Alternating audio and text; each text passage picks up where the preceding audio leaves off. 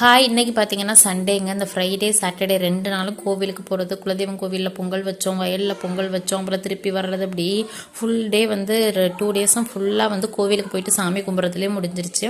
இன்றைக்கி தான் சண்டேங்க. இன்றைக்கி தான் நார்மல் ரொட்டீனுக்கே வந்தோம். 2 நாளாக ஒரே பிஸியாக போணுச்சு. இன்றைக்கி காலையிலேருந்து எப்பவும் போல் வீடெல்லாம் க்ளீன் பண்ணிவிட்டு வாசல்லாம் பெருக்கி கோலம் போட்டுட்டு காலையில் பிரேக்ஃபாஸ்ட் வந்து செஞ்சுட்டு இருந்தேன். காலையில் பிரேக்ஃபாஸ்ட்டுக்கு இன்றைக்கி தோசையும் தேங்காய் சட்னியும் தாங்க செஞ்சேன். அதுதான் கொஞ்சம் சிம்பிளாகவும் இருக்கும். மதியம் எப்படியும் இன்றைக்கி நான்வெஜ்ஜாக தான் இருக்கும். ஏன்னா 2 நாளாக நாங்கள் வெஜ்ஜு சாப்பிடல. இங்கே வந்தாலே டெய்லியுமே நான்வெஜ்ஜாக தான் இருக்கும்.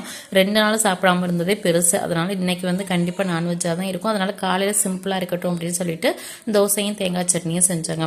ஆக்சுவலாக நிறையா பேர் வந்து இந்த கமெண்ட்ஸில் சொல்கிறது என்ன அப்படின்னா, அந்த லாங் வீடியோ போடுங்க, அதுக்கப்புறம் வந்து நிறையா ரெசிபி போடுங்க, கண்டென்ட் நீங்களாக புதுசாக க்ரியேட் பண்ணி அதாவது கண்டென்ட் வீடியோஸ் மாதிரி போடுங்க, அப்போ தான் வந்து நிறையா வியூஸ் போகும், அப்போ தான் உங்களுக்கு நல்லாயிருக்கும் அப்படின்னு சொல்கிறாங்க. ஆக்சுவலாக இங்கே ஷார்ட்ஸ் போடுறதுக்கே எனக்கு சுத்தமாக டவர் இல்லைங்க. ஒரு வீடியோ நான் வந்து ஒரு 1 மினிட் வீடியோவை வந்து அப்லோட் பண்ணுறதுக்கே வந்து ரொம்ப டைம் எடுக்குது. சுத்தமாக எனக்கு டவர் ப்ராப்ளம். எங்கள் ஊர் பார்த்திங்க அப்படின்னா ரொம்ப வில்லேஜ், அதனால டவர் கிடைக்கிறது ரொம்ப கஷ்டமாக இருக்குது. அதுக்கப்புறம் லாங் வீடியோலாம் சுத்தமாக அது அப்லோடே ஆகாது. அதனால தான் லாங் வீடியோவே போடுறது கிடையாது.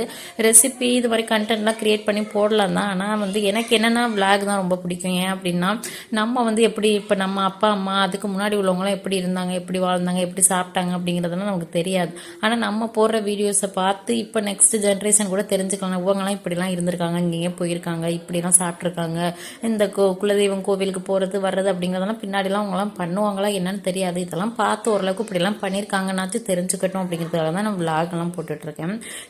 இந்த பழம் யாரெல்லாம் சாப்பிட்ருக்கீங்க அப்படின்னு சொல்லுங்கள். இது வந்து ஒரு இனிப்பும் இல்லாமல் துவப்பும், லைட்டாக இனிப்பு, லைட்டாக துவப்பு, லைட்டாக ஒரு ஒரு அது என்ன டேஸ்ட்னே சொல்ல முடியல, ஒரு சப்புன்னு தான் இருக்குது. ஒரு க்ரீன் ஆப்பிள் இருக்குல்ல அந்த டேஸ்ட்டில் இருந்தது. ஆனால் நல்லா இருந்தது.